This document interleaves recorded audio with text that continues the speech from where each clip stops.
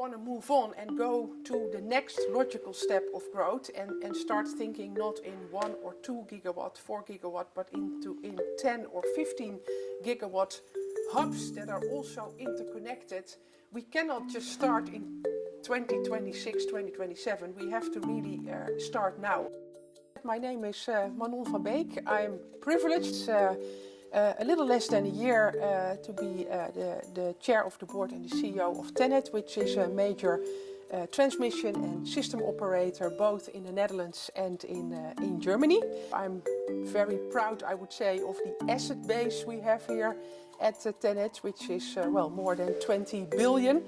I'm even more proud of the true assets, which is more than 4,500 people. We do 3 things. So in the first place, we have transmission services. So we make sure we have an electricity grid in place, both onshore and offshore. I think secondly, we provide system services. That means that we are responsible 24/7 to balance the grid. I think thirdly, that's all about what we call market facilitation. So TenneT is a regulated company. We believe, though, very much in the power of the market. And so in this role as a market facilitator, we want to enable the market to make sure we can properly run the energy system. And if at the same time we look at the climate agreement and the Paris Climate Agreement, we will need a lot of renewable energy into our grid. For that, we basically will need all the renewable or the wind energy potential that is out there in the North Sea. We are currently connecting offshore wind parks with 1 or 2 gigawatt a year. If you look, though, at the Paris Agreement and also if you look at the potential of the North Sea, we talk here for the Northern European countries about 150 to 180 gigawatt in total. What got us here won't get us there. So if we just continue in a linear way to just build and connect wind parks, you know, the whole North Sea will be totally full. So that concept, in our view, doesn't work. And that's where we have started to engage with an initiative called North Sea Wind Power Hub.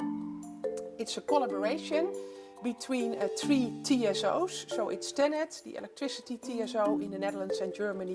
It's Energinet, which is the Danish TSO, which is both for electricity and gas. And it's Gasunie, which is another Dutch and German TSO on gas.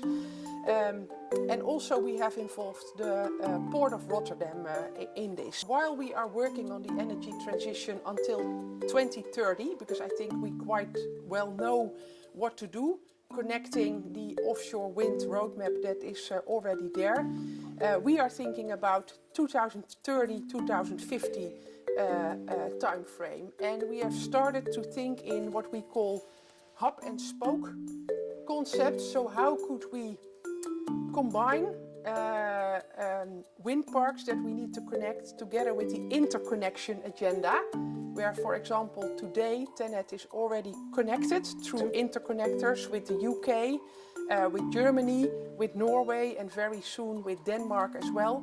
And so if you combine these concepts and think in what we call 10 to 15 gigawatt wind island or energy hubs, that would be a very efficient, cost-efficient way in order to scale up to the extent we need to scale up to meet the Paris Agreement. If you look at the regulatory framework, I think regulation by default looks back, where you see currently a regulated system for electricity, if you wish, and for gas. And I think this future that, for example, we envision in the North Sea Wind Power Hub is much about an integrated vision about electricity, about far offshore wind. It's about interconnection. It's about hydrogen. It's about when will we store the electricity, because we have access, when does gas infrastructure come into place, because we could use it for transport of hydrogen gas. So this is very integrated, and that is not yet the case when it comes to regulation. And we have to engage with all the governments of the surrounding countries of the North Sea. And that is not only the partners of the consortium, so not only Germany, the Netherlands and Denmark, but also, for example, the Nordics, the UK. If you think about hubs that are far offshore, you come into what you legally could call no man's land. And so that will require different rules, different international coordination. So I would say, next to all the economics, next to all the technological challenges, which I believe we can all manage because we still have time, you know, this is about another level of European collaboration and setting rules where currently there are just none. I think that means also for the leaders in the energy sector, you know, in the next decade. So I think, for example, at TenneT, at this company I have, and we have the privilege that we can overview the electricity system. We have also the privilege that, to an extent, we have the overview of the energy system as a whole. And I think with that, for us, but for many companies also comes the obligation to, you know, to do something with that. And I think time has gone that our strategy is about electrons, and more we talk about electrons, we talk about green molecules, and we also look not only how we can expand the grid and reinforce the grid, which of course we will do, but also how we can utilize the grid that we have in a better way than we do today. And thirdly, how we could avoid more and more investments by smartly integrating systems. But the security of supply, which is for TenneT 99.9988%, is not so much to be taken for granted if you feed in 60, 80, 90 or maybe up to 100% renewables in the grid. And we have to balance this taken for granted security of supply together with, well, sustainability and more renewables in the grid. So, for example, in Germany, I think on an average day it's around 45% already. There are already days with 100% renewables in the grid.